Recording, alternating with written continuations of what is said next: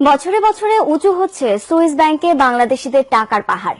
12 মাসে সুইজারল্যান্ডের ব্যাংকগুলোতে 1100 কোটি টাকার সমপরিমাণ অর্থ জমা করেছেন তারা। সব মিলিয়ে সুইজারল্যান্ডে এখন বাংলাদেশিদের আমানতের পরিমাণ 5,500 কোটি টাকার বেশি। ধনীদের অর্থ গোপনে গচ্ছিত রাখার জন্য বহু যুগের খ্যাতি সুইজারল্যান্ডের। প্রায় 200 বছর ধরে ব্যাংকিং সেবার কেন্দ্র ইউরোপের দেশটি। 80 লাখ মানুষের দেশে ব্যাংকের সংখ্যা 261টি। গ্রাহকের নাম পরিচয় গোপন রাখতে কঠোর তারা।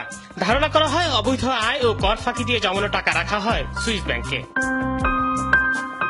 সুনির্দিষ্ট গ্রাহকের তথ্য না দিলেও কয়েক বছর ধরে দেশভিত্তিক আমানতের পরিমাণ প্রকাশ করছে দেশটির কেন্দ্রীয় ব্যাংক।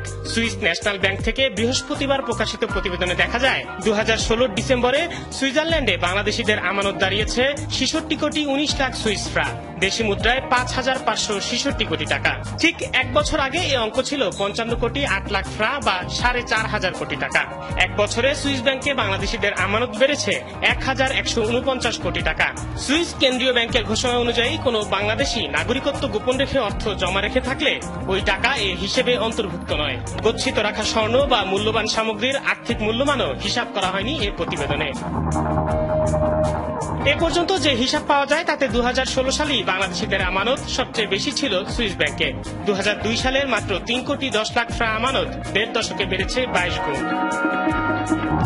কেন্দ্রীয় ব্যাংকের হিসাবে সামগ্রিকভাবে আমানত অনেক কমেছে সুইস ব্যাংকগুলোতে। বিশ্লেষকরা বলছেন সুইজারল্যান্ডে গোপনীয়তা কমতে থাকায় অনেক ধনী এখন অবৈধ টাকা জমা রাখার জন্য ঝুঁকছেন Luxembourg, Cayman Island, British Virgin Island, Panama কিংবা বারমুডার মতো ট্যাক্স হ্যাভেনের দিকে।